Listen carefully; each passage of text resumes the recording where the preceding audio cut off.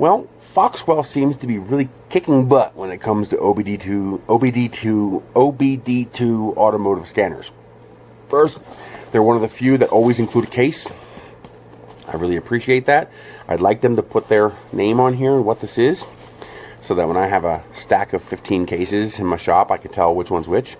That'd be nice. Just, put your name, Foxwell. Even just Foxwell on there would be enough, because I know Foxwell makes these OBD2 scanners, so make it faster to pick out what it is.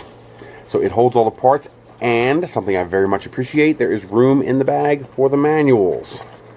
The other piece of paper is a little too big, but that's okay, because now the USB cable's in the way. I can fold that in half, and that will also fit in there as well. That's important, because these devices can be complicated enough that sometimes you need to reference the manual. So being able to fit the manual in the case is very nice. Your scanner goes here, your 12-volt plugs go here, because that's where this one gets interesting.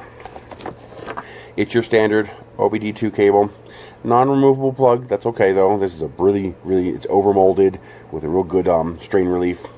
There is your OBD2 connector, and what makes this you got all your standard scanning functions. Nothing super advanced. You're not going to do SRS or ABS with this, but that's okay. Most people don't need to. But it also has a emissions test, where it tests the electronic emissions just like the state would do on a typical modern car. They don't put a probe in your pipe anymore. They just plug into the computer, because the computer actually has all the sensors necessary to read everything the tailpipe probe would read anyway. But this one goes a little further. So this one comes with this little device that plugs into your OBD2 connection here, and then you connect this to your battery. So this can actually give you some kind of analysis of your car's battery and even tell you what the capacity is. Whoop. Both rated and what it actually measures at. So that powers it up, and you notice you have an extra option on there. Nice color screen, by the way. I'm not fond of the split panel here. I would prefer an up, down, left, right, and move that to the side or something like that. Even though this looks nicer, this is a little harder to use. Very minor nitpick. So if we go to battery, I always want to press the IM, because I always want that to be enter. So again, I'd push that IM off to the side and use a more standard test. So we go to battery test, out of vehicle. This is a lithium iron phosphate battery. So I'm just going to pick something that's close, because I happen to know what the specs are for this battery. We're close to it. And then we hit confirm. So now it tests the battery, and it actually gives you the results. So this one is actually, I told it's 100 cold cranking amps, and it actually measured 99 cold cranking amps. So that was pretty close to the specifications for the battery. It's just to be able to do a basic test. I'm assuming it has a load cell in here where it applies some sort of a load. Otherwise, how is it measuring cold cranking amps?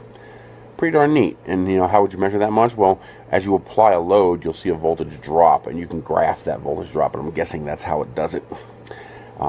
Nice unit. This is cool. This is probably going to be the one I keep in my car, just because I can check codes, clear codes, check emissions. Although I don't need that here. And I can also test a battery, which is pretty nice to be able to have handy all in one little package.